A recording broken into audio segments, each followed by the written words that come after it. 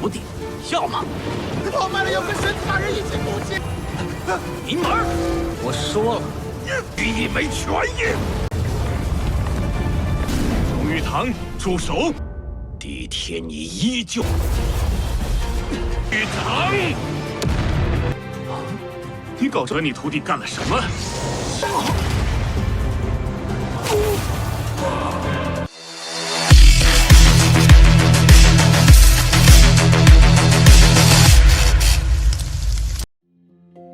？Halo semuanya, selamat datang di Ruang Sinema. Bagaimana kabar kalian semua? Semoga selalu sehat dan baik-baik saja. Pada hari ini kita akan kembali melanjutkan series Donghua I Can Have Infinity Engagement episode terbaru, yang mana ini adalah episode yang ke-34. Bagi yang mau bergabung dan series ini, kita sudah sediakan playlistnya, jadi kalian bisa mudah mencari di mana episode awal dari series ini. Sebelum kita mulai episode terbarunya, kita akan melihat dulu apa saja yang telah terjadi pada episode sebelumnya, tepatnya pada episode 33. Kemarin sayang sekali Xiaoyun tidak bisa menyerap satupun spirit di dalam gua spiritualnya. Di sini Zhouji yakin betul kalau Xiaoyun sudah mengalami penerobosan. Akan tetapi Xiaoyun tidaklah mau menjawab hal tersebut. Nah, ketika mereka hendak keluar, ada semacam penghalang yang tidaklah bisa mereka hancurkan. Semua itu adalah ulah dari Li Bufan, karena dia itunya mereka mati di sini. Selain itu, dia meminta mereka untuk tidak membuang tenaga karena dia yakin formasi itu tidaklah mungkin bisa mereka hancurkan. Sayang sekali, dia ini terlalu meremehkan Xiaoyun, karena di sini dia mulai menggabungkan spiritnya dengan gua spiritual. Berkat semua itulah, Xiaoyun dan Zhouji berhasil keluar dari tempat ini di waktu yang tepat. Mereka langsung memberitahu kebusukan Li Bufan kepada Tuan Suci. Bahkan dia itu sengaja bekerjasama dengan pihak lain untuk menjatuhkan Tanah Suci kekacauan. Mendengar hal itu tentu saja membuat semua pihak terkejut. Nah, sekarang kita akan melanjutkan episode terbarunya. Di sini mereka telah kedatangan tamu yang cukup kuat. Pasalnya dia datang kemari dengan pusaran energi yang begitu besar. Beliau adalah Du Yutang, guru dari Li Bufan. Dia pun memohon kepada gurunya agar bisa diberikan keadilan.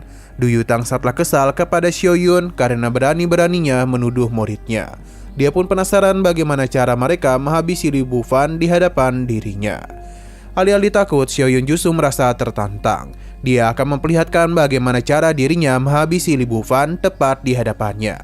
Kekuatan yang Xiaoyun keluarkan tidaklah main-main, bahkan membuat para murid ketakutan, begitu pula dengan Du Yutang.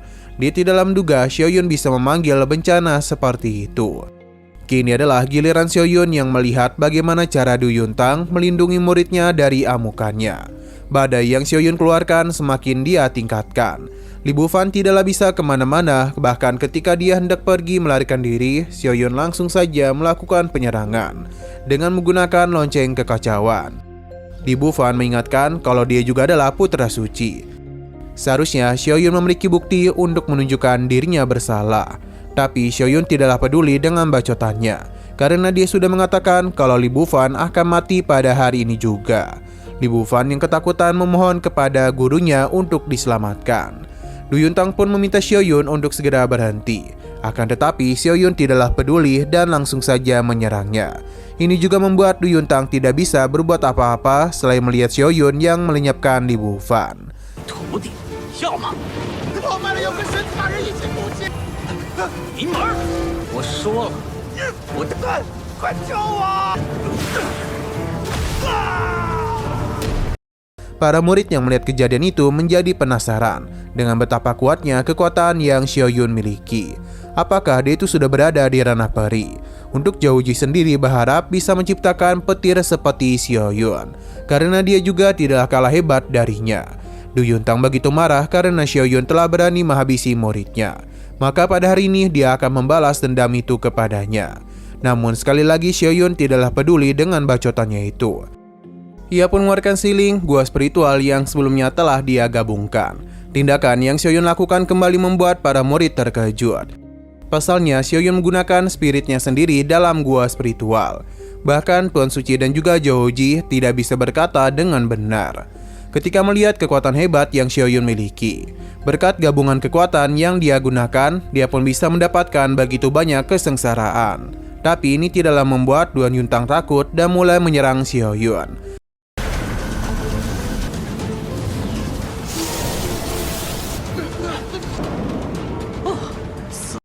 Tapi semua itu udah mudah ditahan oleh Ditian. Dia begitu kesal kepadanya karena telah berani menyerang muridnya. Akan tetapi Du Yuntang tidaklah takut, karena dia ini sudah mencapai alam surga. Jikapun tubuh asli Ditian datang kemari, dia tidaklah mungkin bisa mengalahkannya. Serangan pun kembali lagi dia lancarkan. Akan tetapi Ditian bisa menahannya dengan sebuah formasi yang dirinya ciptakan. Tindakannya membuat Du Yuntang terkejut. Ia mengakui kalau tubuh kekacauan Ditian sangatlah hebat. Namun semua itu masihlah belum cukup untuk melindungi muridnya.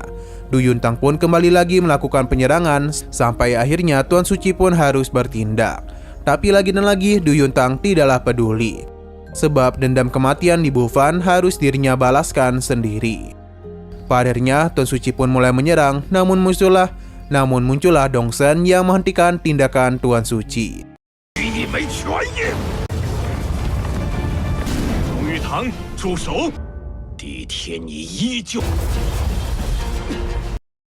Dia mengingatkan kalau Xiaoyun hanyalah putra semu dewa saja. Lantas bagaimana dia bisa menghabisi putra suci lainnya tanpa alasan yang jelas? Sudah sewajarnya Du Yuntang membalas dendam kepadanya.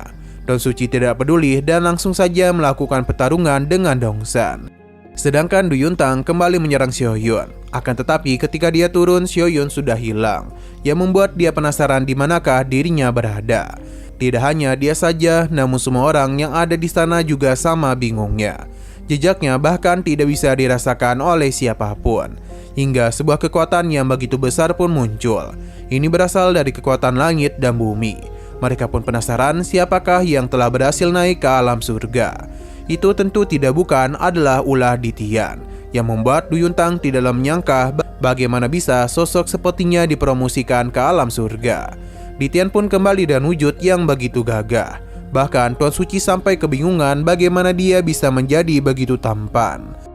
Sebagai guru, Ditian tidak akan pernah membiarkan Du Yuntang pergi karena telah berani menyerang muridnya. Jadi pada hari ini dia akan membalaskan dendam kepadanya.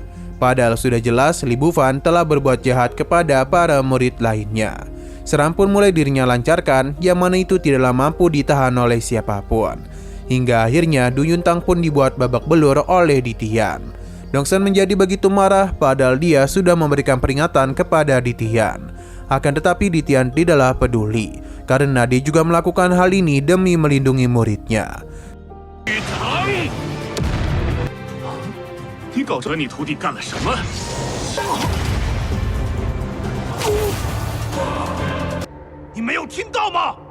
Sebagai pemimpin aula hukuman, Dongsen kesal karena perintahnya berani dilawan oleh Ditian. Karena sudah terlanjur panas, jadi Ditian pun mulai melakukan pertarungan dengannya. Di sisi lain, Tuan Suci tahu kalau Xiaoyun sedang bersembunyi. Jadi dia pun memintanya untuk keluar saja. Melihat Xiaoyun yang masih berada di sini, membuat Du Yuntian kembali melancarkan serangan. Namun Tuan Suci dengan mudah menahannya. Dia sungguh kesal kepada Du Yuntian karena sebagai tetua dia malah bertindak sembarangan. Tapi bagi Du Yuntian, tindakannya adalah wajar karena membalas dendam demi nama muridnya. Tuan Suci mengakui kalau perbuatan Xiaoyun memang salah. Jadi sebagai Tuan Suci tanah kekacauan, dia akan memberikan hukuman. Berhubung petir Xiaoyun tidaklah sengaja menghabisi Li Bufan, maka dia harus menghadap tembok selama sehari. Tentu hukuman itu tidaklah dapat diterima oleh Du Yuntang. Karena hukuman macam apa itu? Tuan Suci sudah tidak mau ribut lagi dan memintanya untuk pergi dari hadapannya. Du Yuntang pun berjanji kalau suatu hari nanti kalau Xiaoyun akan membayar apa yang sudah dirinya perbuat. Di sini Xiaoyun kembali menjelaskan kalau Li Bufan telah bekerjasama dengan gurunya. Jadi seharusnya mereka juga memberikan hukuman kepada Du Yuntang. Tuan Suci percaya kepada Xiaoyun. Hanya saja ini bukanlah waktu yang tepat untuk bisa menghukum mereka.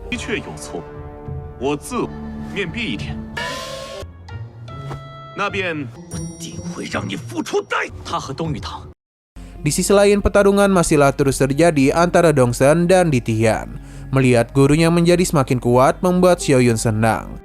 Tuan Suci membenarkan hal itu. Bahkan kekuatan Ditian mungkin sudah berada di puncak alam surga. Kekuatannya tidak akan bisa dibandingkan dengan yang lain. Benar saja dalam pertarungan itu Ditian dan mudah mementalkan Dongsen dengan tinjunya. Dia penasaran apakah hanya itu saja yang Dongsen miliki. Merasa diremehkan tentu membuat Dongseng kesal. Namun dia tidaklah bisa berbuat apapun dan pergi dari sana. Sebagai seorang guru, Ditian berjanji akan selalu melindungi Xiaoyun. Bahkan dia tidaklah peduli masalah apa yang akan menanti muridnya. Namun sebagai guru, dia akan selalu berada di sampingnya. 看你还如何嚣张！之前为师替你护道。 Nah, sayang sekali lagi seru-serunya, episodenya pun harus bersambung dulu. Oke, sekian dulu pada video kali ini. Untuk video selanjutnya akan segera hadir. Jadi bagi kalian yang ingin mengikuti series ini, langsung saja klik subscribe dan aktifkan loncengnya. Terima kasih yang sudah menonton video sampai habis. Jika kalian suka pada video ini, klik like dan share ke teman-teman kalian tentang channel ini. Dan ditunggu aja kelanjutannya. Oke, sampai jumpa di video selanjutnya.